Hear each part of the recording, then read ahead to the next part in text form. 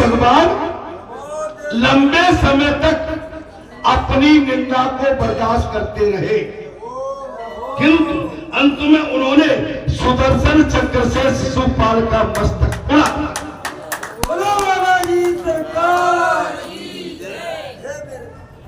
मैंने कथा को भी जैसे चालू किया था, भगवान सबका हिसाब रखते हैं। देर है पर अंधेर नहीं।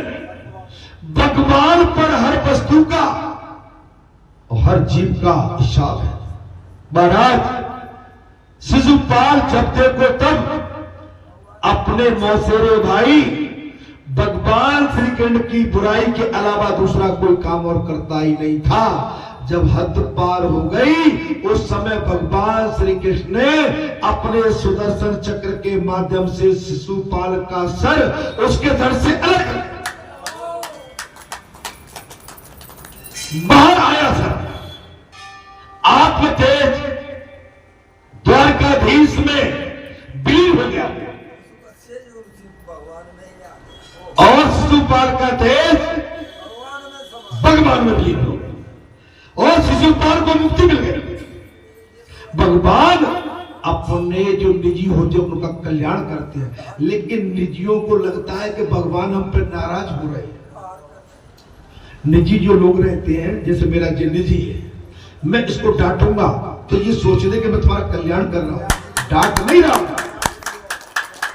मैं तुम पर प्रेम करता हूं, तुम भटक नहीं जाओ।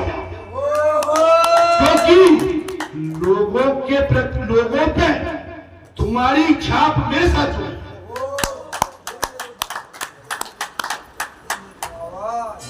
अगर तुमने कुछ ऊपर नीचे किया, इसमें तुम्हारी बदनामी नहीं होगी, बदनामी मेरी होगी।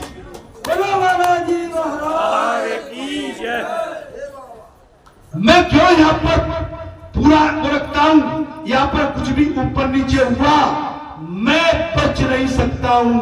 चाहे झाड़ू से और ऊपर तक कोई बात उठी, उसका जवाबदारी मेरी। मैं गलत तो नहीं बोला। अब मैं यहां सावधान क्यों करता हूं? सावधान, हम जैसा कहते हैं आप वैसे चलिए। इसमें मैंने क्या बुरा कह दिया? नहीं तो कभी आके मुझसे ये कह दो, महाराज जो उठेगी हम छिप जाएंगे, आपको कुछ नहीं कहना पड़ेगा। चलिए पुजारी जी, मैं कोई आपको अभिमान स्वरूप या धमकाने स्वरूप नहीं कह रहा हूं, मैं तो अपनी बात कह रहा हूं।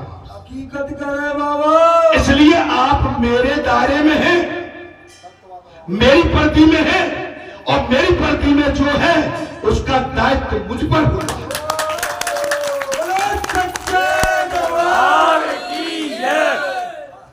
अरे मैं तो हनुमान जयंती के दूसरे दिन आके खड़ा हो गया, मैं थका हुआ था,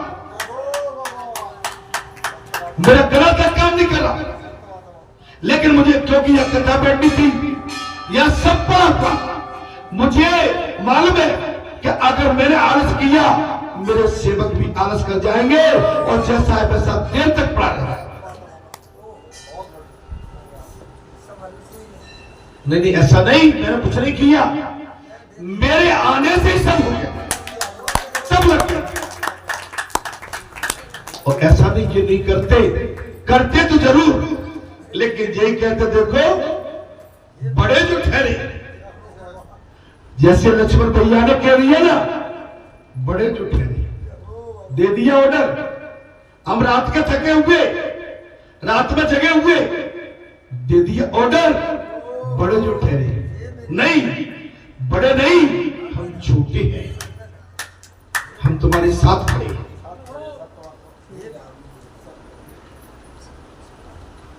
काम ऐसे नहीं होते।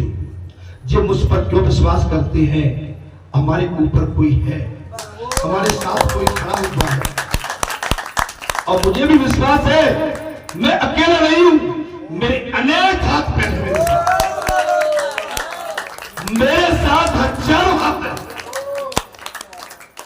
महाराज मेरे साथ एक हाथ तो क्या 1000 हाथ खड़े हुए। या पर आप देखेंगे भगवान श्री कृष्ण ने शिशुपाल का वध कर दिया। महाराज इस प्रसंग को देखकर युधिष्ठिर को आश्चर्य हुआ।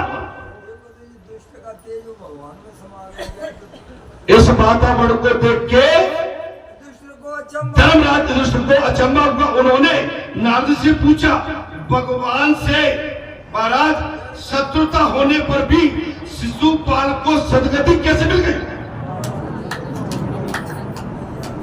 भाई ये तो भगवान का बैल था और इसको सदगति कैसे मिल गई? ये तो भगवान का बैरी और इससे सदगति कैसे?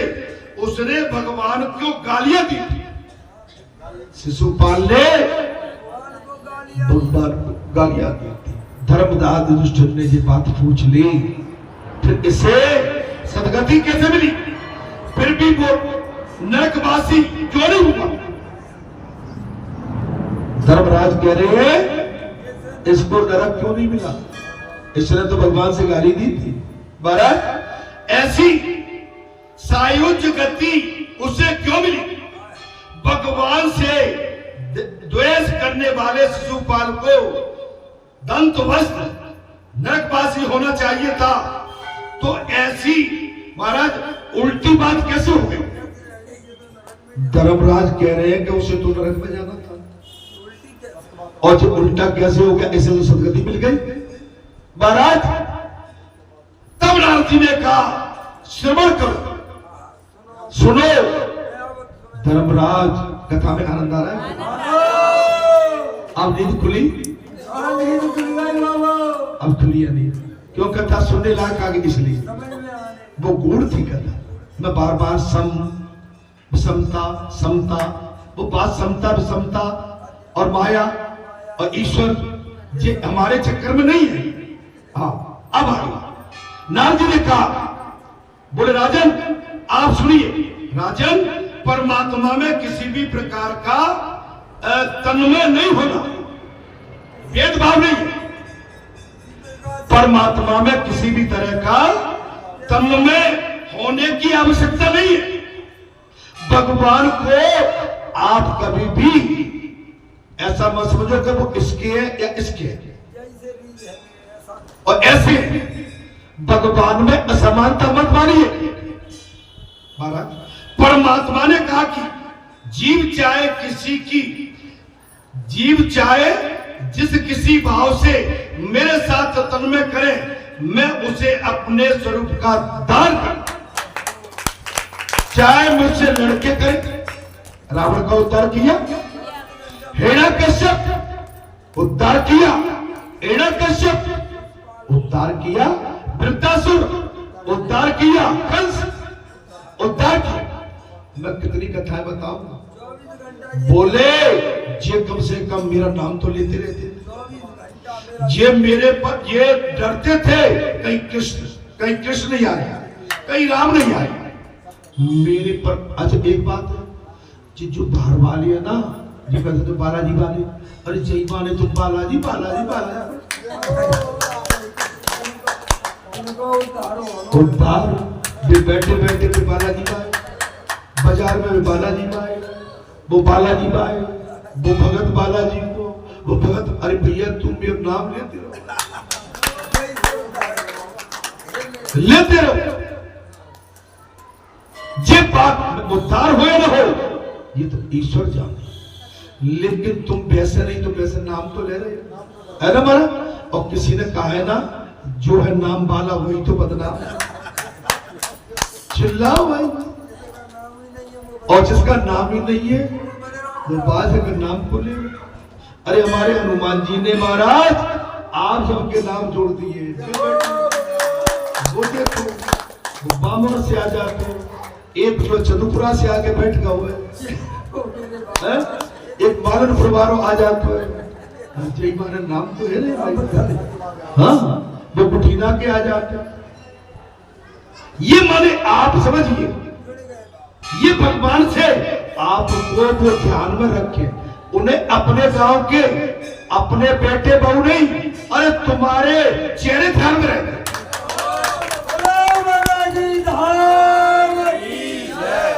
राजन, किसी भी भाव से मन परमात्मा के साथ एकाकार होना चाहिए।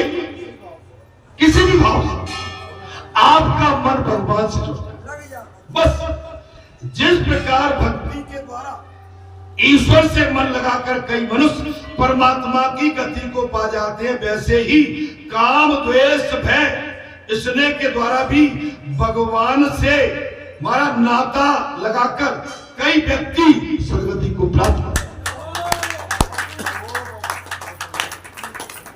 कोई बैरी से बन के, कोई शत्रु बन के।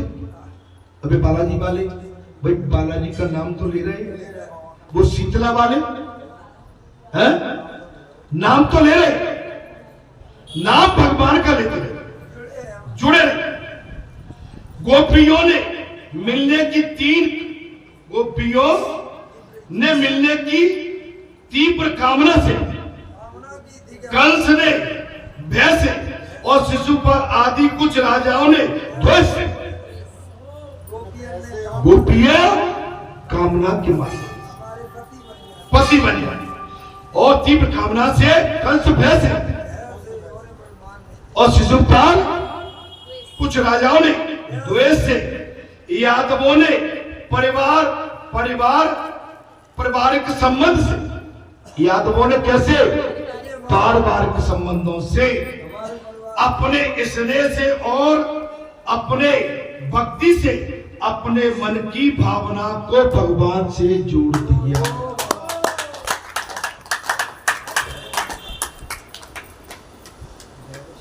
कुछ गोपियां कृष्ण को काम भाव से बसती थी। कथा में बहुत सुंदर प्रसंग आ गया हो राजन।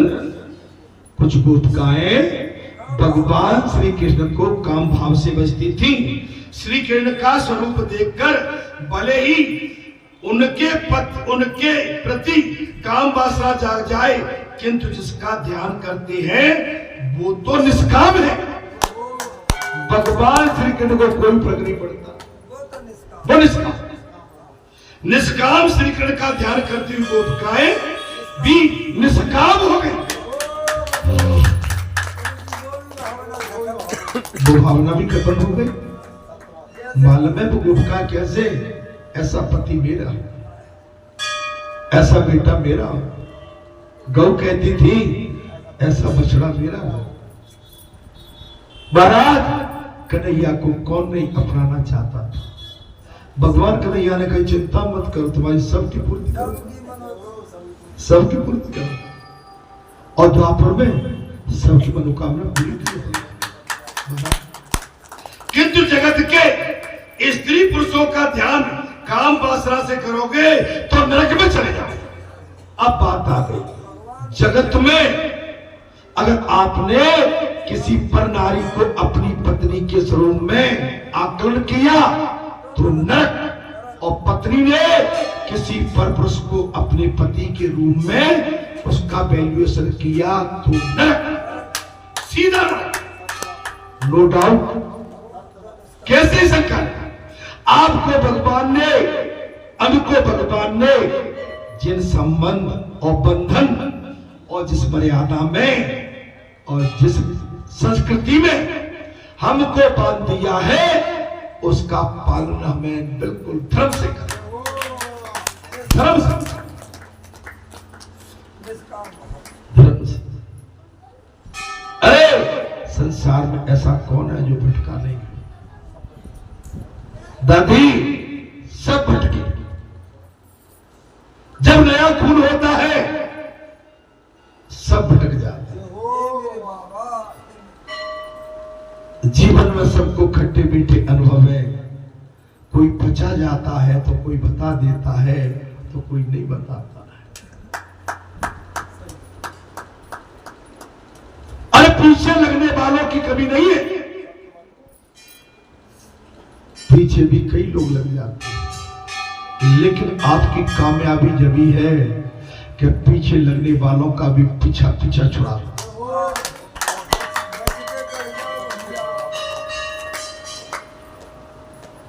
मैं आपको बहुत कुछ, चूंकि मैं कुछ चीजें मर्यादा में बैठा हूं, नहीं कह सकता हूं। बचो, बच जाओगे तो आप अमर हो जाओगे। संसार बहुत ही अलग है। पर नारी और पर पुरुष, ये दोनों का अगर किसी ने अपने बंधन के बाद, पतिव्रता नारी और पति ने अगर इसका उपवास उड़ाया तो सीधा नरक जाएगा। इस बंधन को कहीं थोड़ा बाई चांस भूल से भी किसी भी आप जीवन में, अब मैं चूंकि अनुभव मेरे पास बहुत कुछ है, लेकिन मैं चूंकि उनको आपके सामने नहीं रख सकता हूं। बचो और बच के ही परम सुख प्राप्त होगा। अगर ऐसे संसार के अगर ये चकाचौंध की आप जो कहते हैं माला आपने पहन ली होती तो मारे जाते, बच नहीं सकते। भगवान श्री कृष्ण के प्रति काम भाव रखकर सतत उनका चिंतन करती हुई गोपिकाएं निष्काम बची रही। परमात्मा के पूर्ण निष्काम होने के कारण उन्हें अर्पित किया गया काम तो भी निष्काम बना। काम का जन्म रजोगुण में से होता, रजोगुण से, संसार के प्रपंच में पड़ गए फिर कामना। रजो आप पर सब कुछ है, धन धान संपत्ति सब, और आप इसके होने के बाद कहीं इठला गए। आपको बचाने वाला फिर तो भगवान भी नहीं है महाराज। पतन होगा, पतन। महाराज काम का जन्म रजोगुण से होता है, ईश्वर बुद्धि से परे है। कथा में प्रसंग आ गया, भगवान सुखदेव ने कहा राजन ईश्वर बुद्धि से परे है, ईश्वर के पास काम नहीं जा सकता है। ईश्वर के पास संसार की वासना नहीं पहुंच सकती। सूर्य के पास अंधकार कभी नहीं जा सकता। जैसे सूर्य के पास अंधकार जा सकता है, बचना चाहिए। जिनका चिंतन किया गया था, कथा में प्रसंग आ गया राजन, जिनका चिंतन किया गया था वो श्री कृष्ण निष्काम होने के कारण उनका काम भाव से चिंतन करने वाली गोपियां भी निष्काम बन गई। जिनका चिंतन करोगे, आप भगवान का भजन करोगे, आपका मन बुद्धि शुद्धि सब होती चली जाएगी। आप संसार के प्रपंच से बचते चले जाएंगे, संसार की वासनाओं से आप बच जाएंगे, आप दोष से मुक्त हो जाओगे। बस भगवान का भजन करो, ईश्वर में अपना मन लगाओ, ईश्वर में अपना चित्त लगाओ। कथा में भी आते हो तो केवल कन्हैया में अपना मन लगाओ, ठाकुर जी में मन लगाओ। यहां बैठे हुए मंच पर और सभा में इनसे नहीं, अरे ठाकुर से नाता जोड़ के बैठो। कंस डर के मारे तन्मय है महाराज, तन्मय है। कंस इतना डरता था, भगवान के सपने देखता था। उसे देवकी का 8वां पुत्र ही हमेशा दिखता था। कंस को देवकी का पुत्र ही 8वां पुत्र दिखता। शिशुपाल अपने शत्रु के रूप में भगवान का चिंतन करता था। अब समझ लो शिशुपाल कैसे अपने शत्रु के रूप में चिंतन करता। इस प्रकार ईश्वर में किसी भी भाव से तन्मय हो जाता, ईश्वर में लग जाता। अतः हर किसी व्यक्ति को चाहिए कि वो श्री कृष्ण से अपना मन जोड़ दे। अतः हर जीव को चाहिए तो अपना मन भगवान श्री कृष्ण में लगा दे। यह शिशुपाल साधारण व्यक्ति नहीं था। यह शिशुपाल भी यहां पर भगवान सुखदेव ने कहा है साधारण व्यक्ति नहीं था, वो तो विष्णु भगवान का पार्षद था। शिशुपाल जो श्राप दी थी जय विजय,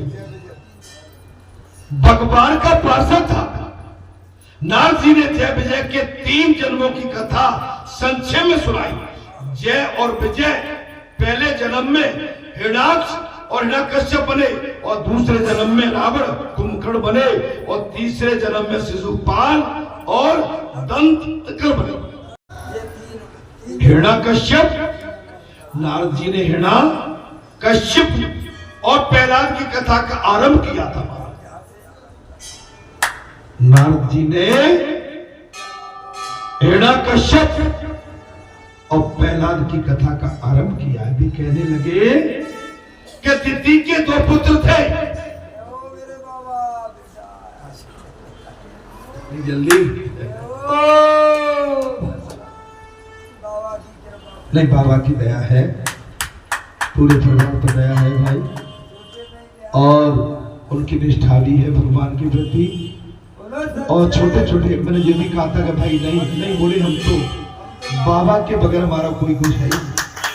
बोले हमें ना डॉक्टर पे जाना, ना वैद्य पे, ना हकीम पे, हमें तो बाबा पे पूरा भरोसा। हाँ, पूरा भरोसा। तो बाबा के जहाँ जो अड़ जाते हैं ना, तो बाबा भी उनकी जो है। अभी कल देखा अपना ये गोपाल का जो भाई है छोटा जी, अपना धर्मेंद्र बैठा है। हमारे 20 साल में 15 साल में, मुझे टाइम तो नहीं पता, 2 बच्चे हुए एक साथ, और जयंती लगी थी, और बच्चा आया भी था, उसके कान ऐसे थे, बिल्कुल ऐसे। हाँ, जब वहां भी गया तो मुझे छोड़े नहीं, मेरी पर बिगड़ी लगा। तो देखिए, जहां तो कई माताओं ने, जिसने व्रत सही धारण किया है, जिसने भगवान को भगवान माना है, उनकी गोद हरी भरी हो गई। और जिनने नहीं समझा, भाई देखिए, आप अगर घर के आदमी को डॉक्टर, पक्का डॉक्टर समझ के आए, तो वो इलाज करने में बिल्कुल कोई कंजूसी नहीं बरतेगा। लेकिन तुम घर के वैद्य के पास आके, मेरा चाचा लगता है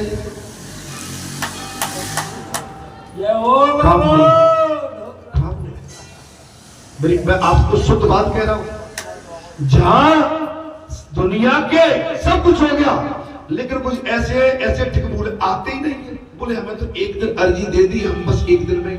तुम सो के टाइम से नहीं उठते हो और मंदिर पर टाइम से आते नहीं हो। तुम्हें जिस चीज की चाहत है उसके लिए तुम्हारे मन में कोई जिज्ञासा है ही नहीं, सही ढंग से जिज्ञासा है ही नहीं। आ गए तो आ गए, नहीं आए तो नहीं आए, क्या कर लोगे? ज्यादा कहोगे तो कहो व्यासपीठ पे ही आके नहीं टाइगर बोलते भाई। हाँ, क्या कर लोगे? या आपको नाक रगड़नी पड़ेगी। तुम कितने बड़े भी हो जाओ, लेकिन भगवान के सामने तुम्हें अपनी नाक रगड़नी पड़ेगी।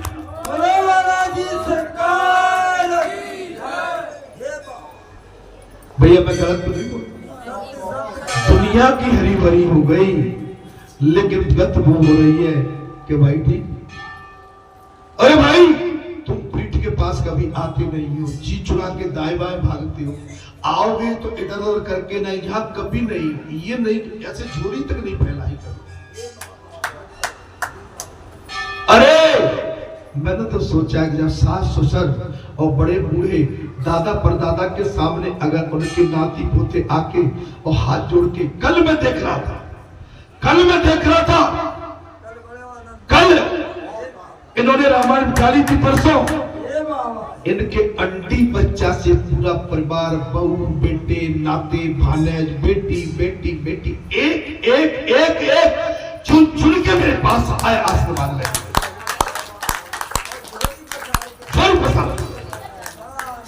झोल पसार महाराज, जब तक झोली नहीं फैलाओगे, झोली नहीं फैलती। ईश्वर के दरबार में कल आपने देखा था, पूरा परिवार था, जहां तक बहन बेटी, इनकी बहनें बेटी, दामाद नाती पोते ऐसे रमाते हुए चले आ रहे। छोटे छोटे बच्चे के कुछ तो दे दो बाबा। अरे सनम को है जीव मुझे जबई, और जन्म कोटि अगर नासो तो भाई तुम मुझसे तिरछे तिरछे रहते हो तो भैया तुम बने रहो तिरछे, मैं क्या करूं जी। भाई जब तक डेली कभी सास ने और ससुर ने आके जगह कही कि अब तो हमारी सुन लो, गलत बोला तो बोलो भाई, सत्य कह रहे बाबा। आप भेजोगे दूसरों को, तुम चले जाओ, क्यों? तुम्हें शर्म आती है क्या? नहीं मैं कुछ कर तो नहीं है? अरे दूसरे से सीख ले लो कि कैसे अपने परिवार के साथ चले आशीर्वाद कल्याण। यहां पर तुम मुझसे नाता बांध के बैठे, मैं बड़ा क्लियर कह रहा हूं, तुम्हारी बहुत बड़ी चूक है, बहुत बड़ी भूल है तुम्हारी। इतनी बड़ी भूल कर रहे हो कि तुम्हें अब मैं आगे का कुछ बता नहीं सकता। बोलो सिया फतेह राम। महाराज नारद जी ने हिरण्यकश्यप और प्रहलाद की कथा को आरंभ किया। थोड़ा भजन कर दे भाई, भजन कह दे। अरे तेरा गला बहुत बढ़िया है, तुम एक के बराबर माने 100 के बराबर अकेला है।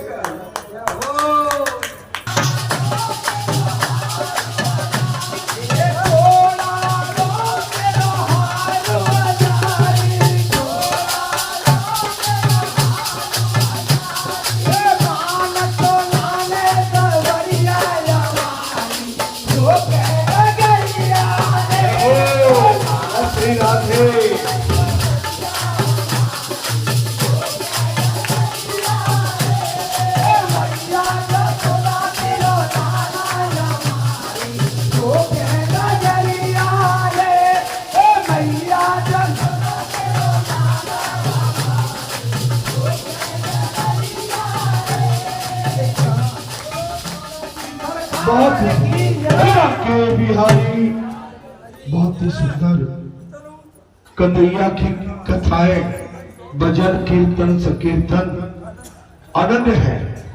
और भगवान के भक्तों ने अपने लाला के लिए विभिन्न प्रकार का भाव रखा। कथा में बात चल रही है महाराज असुर एवं भगवान की। असुरों का भी मारकर भी भगवान ने कल्याण किया है। भले ही वो द्वेष बस, ईर्षा बस, विरोधी बस भगवान से अपना भाव रखते थे, लेकिन उसके बाद भी भगवान ने उनका परम कल्याण किया है। बात कथा में आगे मारा, नारद जी ने हिरण्यकश्यप और प्रहलाद की कथा का प्रारंभ कर दिया। वे कहने लगे दिति के 2 पुत्र थे। दिति के एक है हिरण्याक्ष और एक है हिरण्यकश्यप। हिरण्याक्ष एवं हिरण्यकश्यप 12 भगवान ने हिरण्याक्ष का वध किया। 12 भगवान ने राक्षस हिरण्याक्ष का वध किया। धर्मराज ने नारद जी से प्रार्थना करके पूछ लिया। धर्मराज युधिष्ठिर ने नारद जी से प्रार्थना की है और अपना प्रसन्न रख दिया। बोले प्रभु ऋषिवर, मैं प्रहलाद की कथा विस्तार सुनना चाहता हूं। भक्त श्रोमणी प्रहलाद जी की कथा को मैं विस्तार पूर्वक सुनना चाहता हूं। वे महान भगवत भक्त थे। महान, जब महान शब्द निकले तो बहुत बड़ी चीज हो जाती है। महान भक्त, फिर भी हिरण्याकश्यप ने उन्हें क्यों मारा? भाई उनको क्यों मारना चाहा? हिरण्याकश्यप उनके पिताश्री ने उसको क्यों मारना चाहा? तब नारद जी ने कहा दिति वस्तु तो है भेद बुद्धि। दिति का मतलब क्या है? भेद बुद्धि। भेद बुद्धि से हिरण्याक्ष और हिरण्यकश्यप ममता और अहंकार से उत्पन्न हुए। ममता एवं अहंकार से उत्पन्न हुए। मैं और मेरा भेद बुद्धि संतान है, मैं और मेरा, जे भेद मुक्ति की संतान है। भगवान सुखदेव ने, भगवान क्षमा करें, नारद जी ने कहा धर्मराज जी, सभी दुखों का मूल है भेद बुद्धि। सभी दुखों का मूल क्या है? भेद बुद्धि। हमारे मन में शंका, भेद, किंतु, परंतु, तेरा, मेरा, ये भेद लाते हैं। और जब भेद बुद्धि होती है, सभी सुखों का मूल है अभेद भाव। सभी सुखों का क्या है? अभेद भाव। आप सब मेरे हो। अभी मैंने कथा के पहले कहा, मुझे जब आने में क्यों आनंद आता है कि जब आप आनंद में डूबे रहते हो तब आप में समानता देखता हूं तब आनंद। लेकिन आप में, मुझ में, अन्य किसी में जब फूट देखता हूं तो मेरा आनंद गायब हो जाता है। फिर मुझे आनंद नहीं आता है। फिर अपने मन में क्या सोचते हैं? कहां फंस गए, कहां फंसे हम? इसके लिए थोड़ी आए थे हम बालाजी धाम में या आपके घर में वाद विवाद के लिए नहीं पहुंचे थे, आनंद के लिए। आप समझिएगा, मैं अभी कुछ समय पहले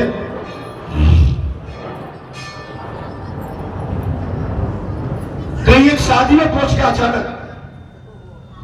अब उस शादी में कुछ पहले से विघ्न चल रहा था, तो मैं पहुंचा, बोले आप अच्छे आ गए। मैंने भैया मेरे आने से क्या अच्छा हो गया? बोले नहीं, आपकी जरूरत थी। अब मैंने अपना प्रयास तो किया, लेकिन वो प्रयास मेरा फिर भी विफल रहा। प्रयास तो आदमी अच्छे के लिए करता है, लेकिन जब मती जहां तक खराब हो जाए ना महाराज, तो उसको कोई बचाने वाला नहीं। कैसे? देवी सती से साफ कह दिया, मैंने तुम्हें बहुत समझाया, ये विष्णु अवतार राम है, ये लीला कर रही है, तुम इस चक्कर में मत पड़ो। लेकिन देवी सती एक नहीं मानी। तब भगवान शंकर ने हाथ पच के कह दिया, जो तुम्हारे मन अत्संदेह तो किन जाए परिचय। जब मेरे लाख समझाने के बाद तुम्हारे मन का भेद नहीं मिला, शंका, अब तुम्हें जो अच्छा लगे सुनो।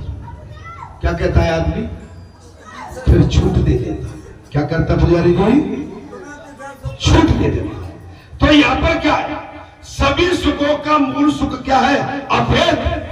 आप किसी के भी साथ भेद न रखें, अभेद रखें, माने संबंध तो सुखी रहोगे।